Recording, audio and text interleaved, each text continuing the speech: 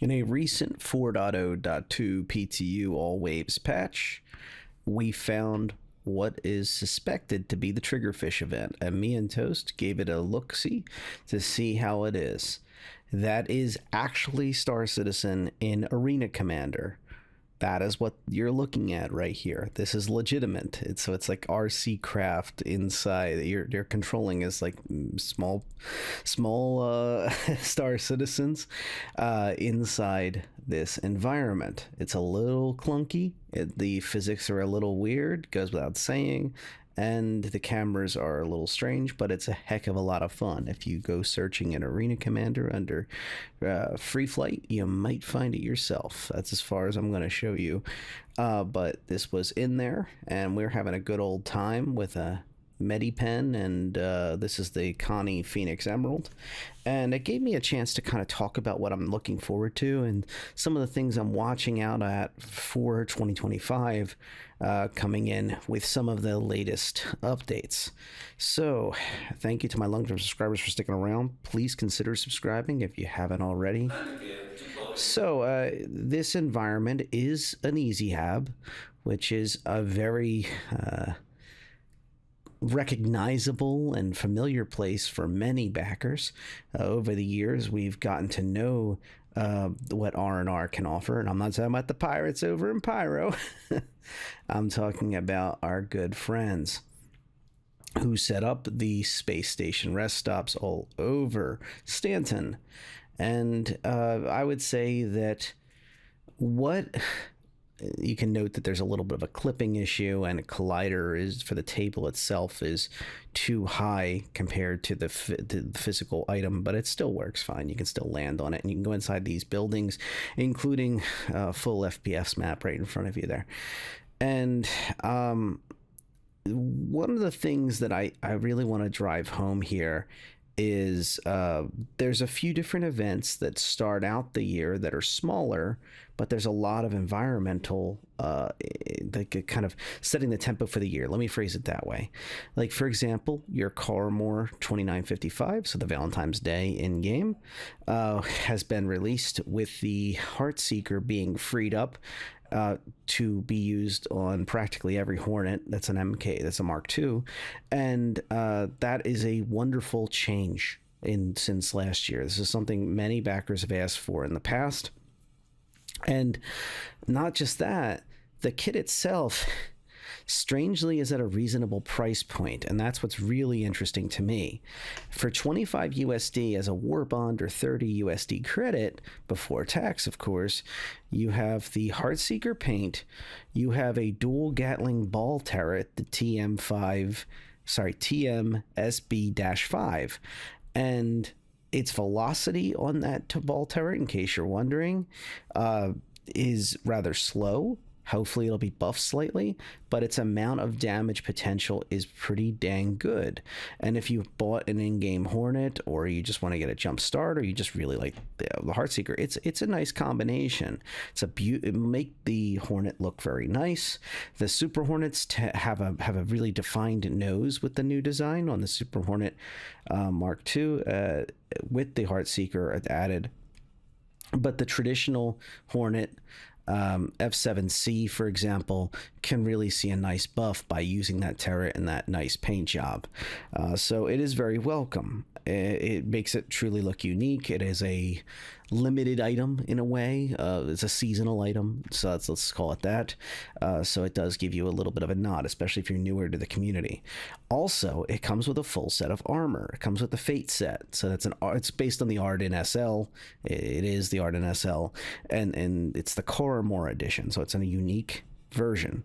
Now, this goes without saying, but this again highlights the fact that in 2025, what we're hoping is fabrication is added to the game, because if we have fabrication added to the game, that is what we're expecting item replacement to be for subscriber reward gear, seasonal gear, and examples like this, like these Heartseeker kits that come with a full set of armor. If you die in it, in the PTU, you just have to wait till the next patch, or you copy your account over again, and bam, you have it again.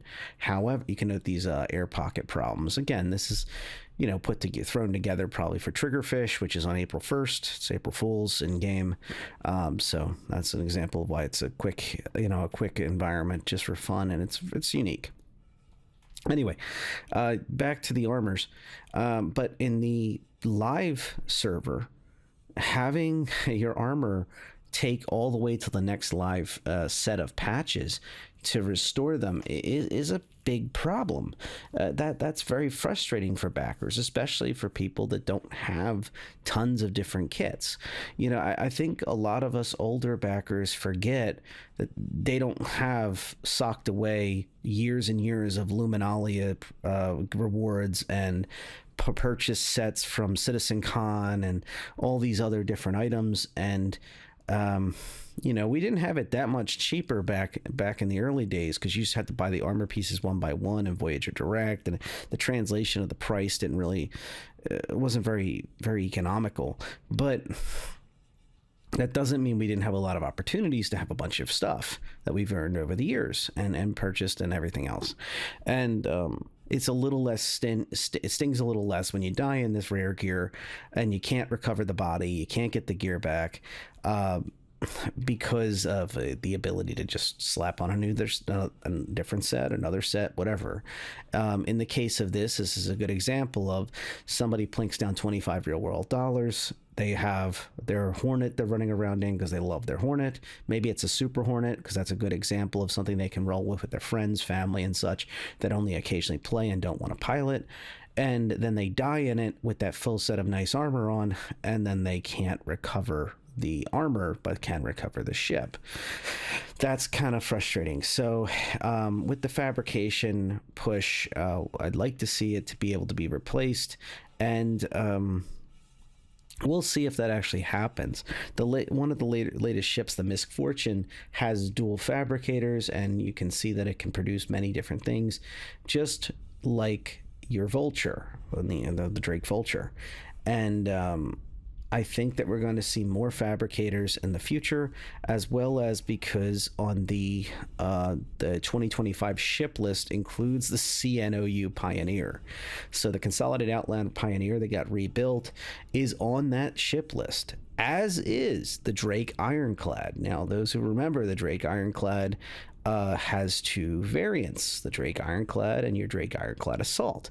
The Drake Ironclad Assault has a massive fabricator designed to print out parts of a tank, a Novo tank, to replace them, to allow it to be repaired, because there's just some things that will get blown off, and if you need to fabricate a new armor panel or something like that, is based on what the impression we've got from CIG, and some people have wished that you could do that for small fighters to be able to produce parts on there. We'll see if that's possible. But what is possible, we know this much, that the Ironclad and the Pioneer are both on the list, as are some really other interesting things we're still trying to piece together. Probably another Consolidated Outland ship on that list as well.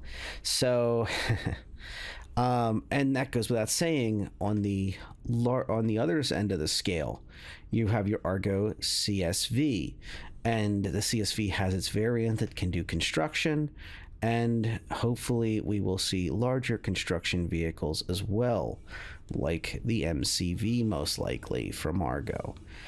So different levels of production capacity we'll probably see in 2025, even if it's reworked slightly, like one of those turns into a cart, one of those turns into a ship or a vehicle.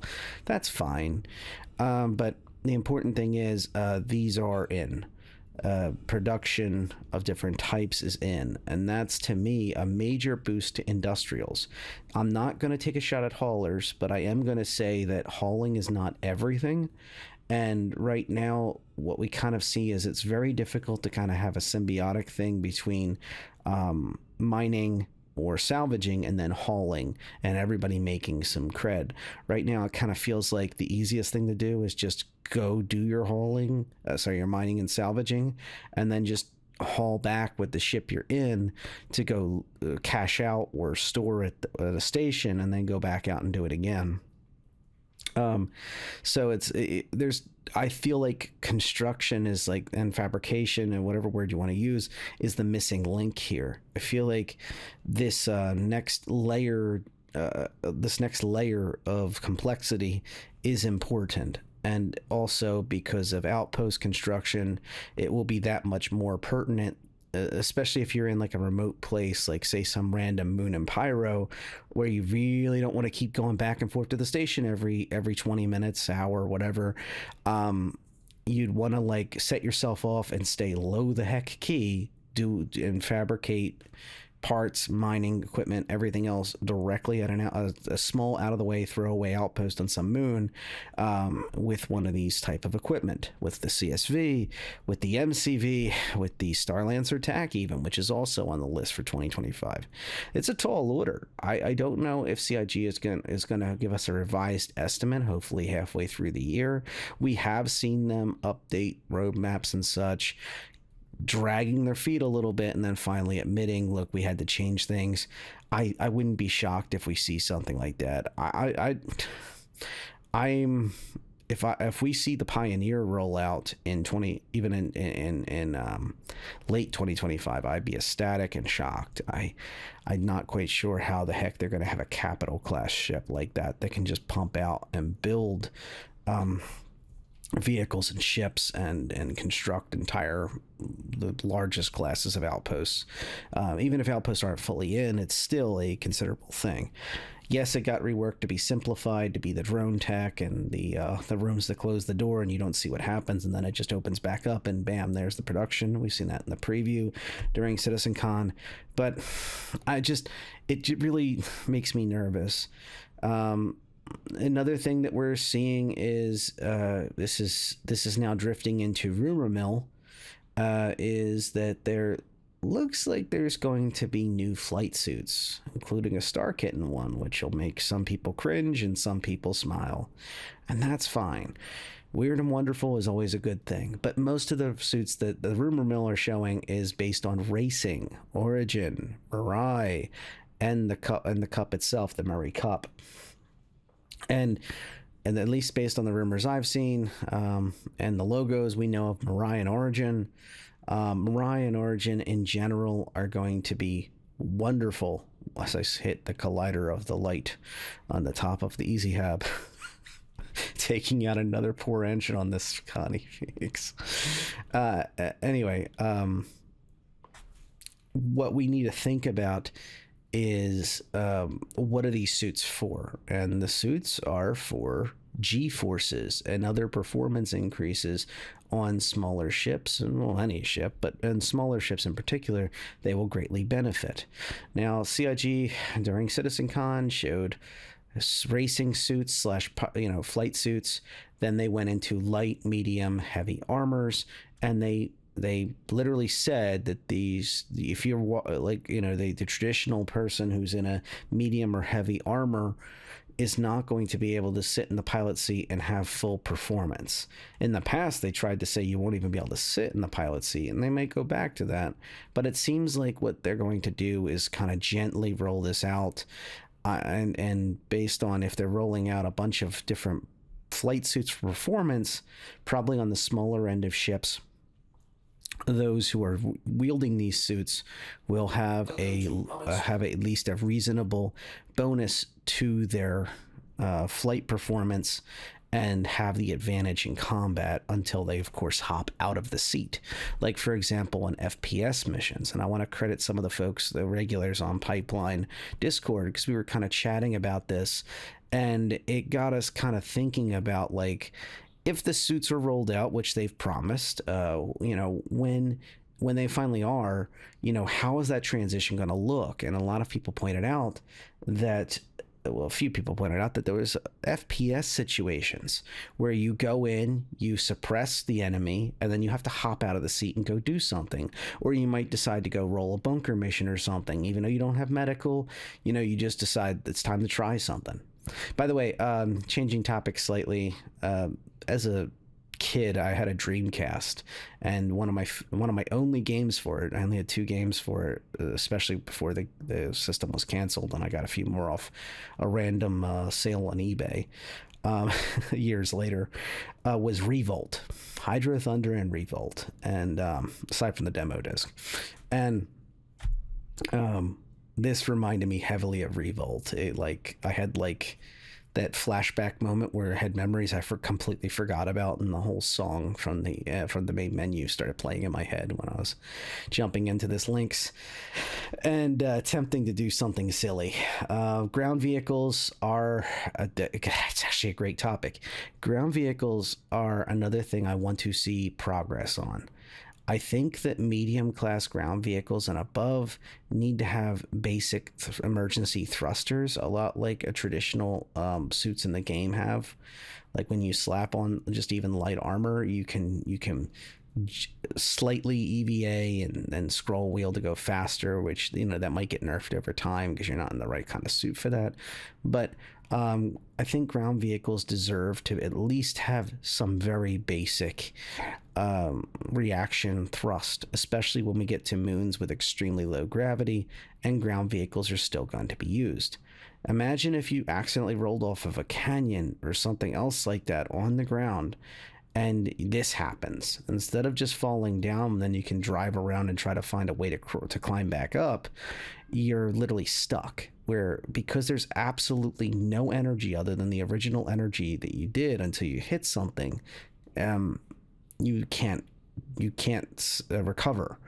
And even when this vehicle is supposedly looking like it's going to go, it just kept spinning and spinning until it lost energy, and then it just stopped in mid-space, or mid-easy hab.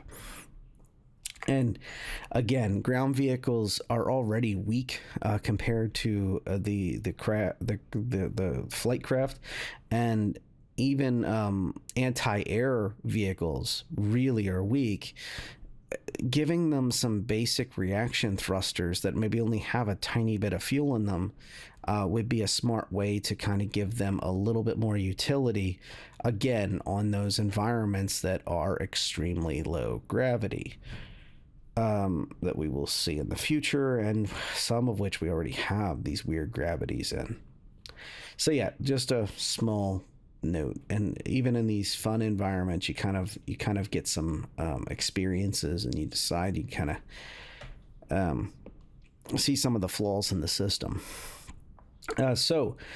Suits I'm excited about. I want to see item recovery finally for rewards, subscriber gear, and other things like that, especially with the push towards fabricators and blueprints, which CIG has pointed out at CitizenCon. And sorry, I just threw blueprints in there. If you didn't see the CitizenCon coverage, you can see my earlier videos, or just go see them. Go see the videos yourself. I'll put the day one in so you can get started their video because it's obviously far more conclusive. But whichever one I find is day one or day two. So editing me, just find them the right video so they can kind of get a full vibe of how the blueprint system works. But the gist is, those rewards and other items will become something you can throw into a fabricator and replace. That's apparently what it's going to be.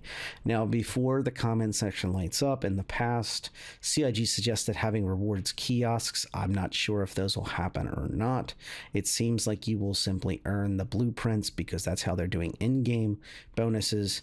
Is that you will earn these things to be able to use in the fabricator by chucking in the blueprints. Blueprints cannot be destroyed. Blueprints can be earned, but not all blueprints can be earned. Obviously, there's rare and rewardable items, going full circle on this, CIG has always said that virtually everything will be earnable in the game, just in extremely hard ways. So who knows where that line will be. Back to this real quick. The Greycat is something that's near and dear to me. The PTV I purchased in Voyager Direct many years ago as an original backer, and when the hangar module finally rolled out, this was the thing to have. In fact, just a side note, Jared of CIG, he got his start having fun making content for Star Citizen by making trick tracks for the Greycat that was inside the hangar module and kind of doing all sorts of crazy stunts with them and all sorts of fun things. It was one of his things he did, and he actually did a homage to that recently on one of the Star Citizen videos, official videos. Anyway, Greycat looked like it was very promising. Again, due to lack of reaction thrusters, it started losing momentum and eventually did not go all the way down. Interestingly, I don't know what the physics of an easy have would be. Maybe it depends on if the air conditioning and heating system, life support systems of the room get turned on and off to create a draft. But I don't think there's a gravity effect that would be implemented by the table. So kind of didn't make it.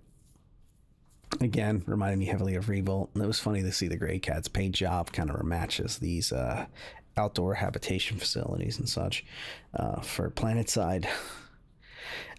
So a few other smaller things to clean up. Don't forget that there will be the Fortuna event for St. Patrick's Day coming up rather soon. That sells the Emerald ships. And the Emerald ships in general, the Phoenix Emerald, it goes without saying, I love that silly ship. But in my case, I simply melted my Connie Phoenix when I picked up the Connie Phoenix Emerald, and then I used that store credit for something else. But the point is that it existed, it was a thing, and I didn't consider it better than the other. The Connie Phoenix Emerald has kind of grown on me as a named variant. It is kind of a unique thing.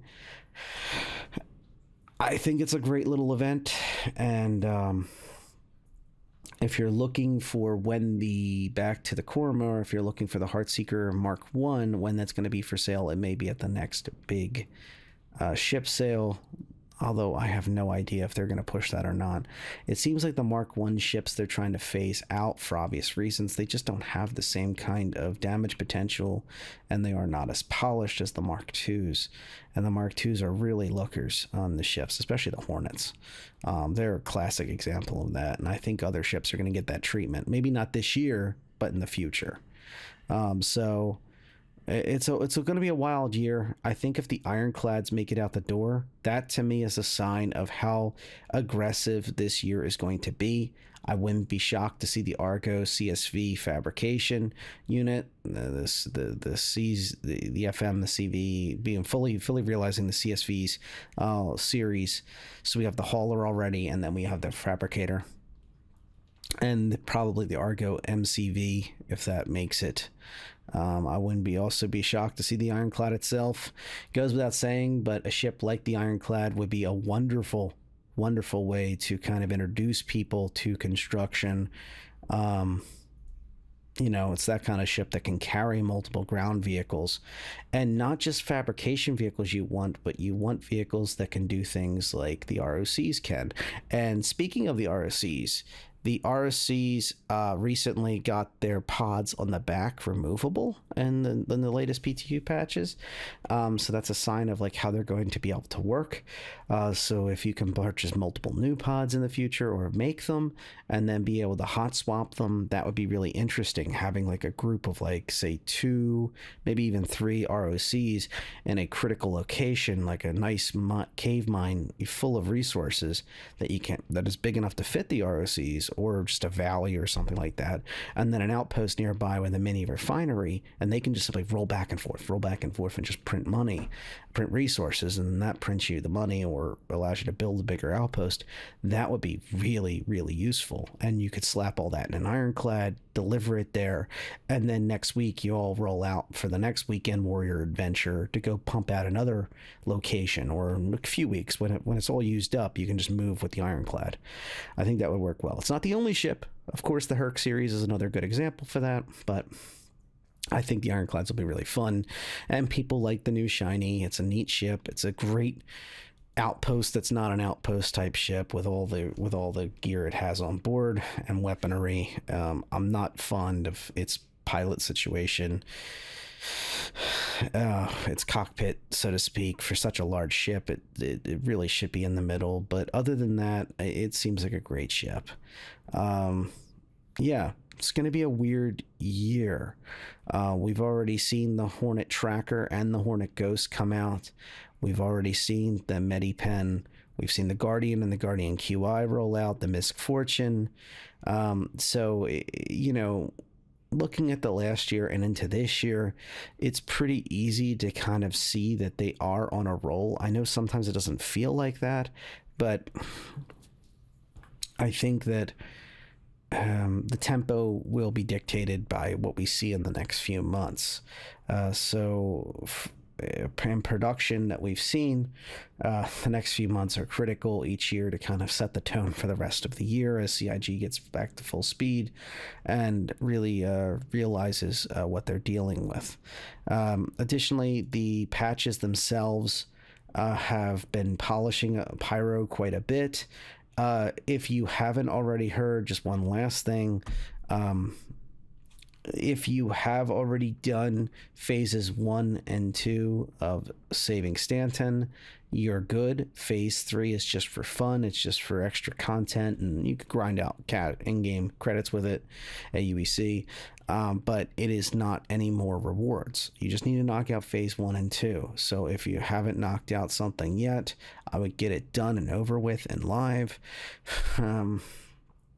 And just know that for the back of your mind, you might want to be doing something else if you don't want to grind out over and over again the same missions with, you know, if you think you can get credits better, faster, some other solution, or better for your group, you know, to get things done and have fun. And that's all I got for now. And I know this was a little bit of a grab bag, and I wanted to share this location with you. And if it's still up, go enjoy it. It's once again an Arena Commander. If it's not up, well, that's how it is. You'll see it in just a couple weeks. But in general, that's kind of the way the PTU is for when it hits, you know, all users. Everything's up for grabs, and you can find a lot of exciting new things. It's not always the new ship. Sometimes it's a new gameplay mode. Sometimes it's something just unique. Sometimes it's finally something working for all these years we've been waiting for it, like the Connie Phoenix hot tub. All right, that's gonna do it for me. You all have a wonderful week. Take care.